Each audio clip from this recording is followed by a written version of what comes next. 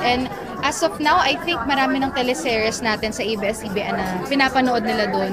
So parang we're just so happy and excited to be there, na makita nila, makita rin natin ang suporta nila kasi talagang from the very start nanonood na sila. I think if tama yung pagkakaalala ko, pag nakakakita ako ng mga tao sa Papua New Guinea, sinasabi nila since Mara Clara napapanood na nila. So imagine talagang ganun sila nakasuporta. So ang sarap sa pakiramdam and ang sarap maging parte ng mga ganung milestone ng isang company which is ng ABS-CBN.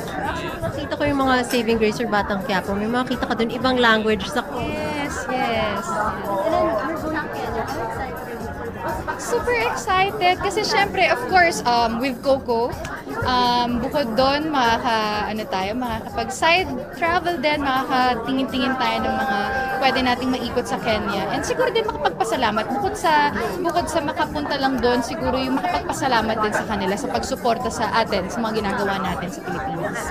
Siguro isa pa yun sa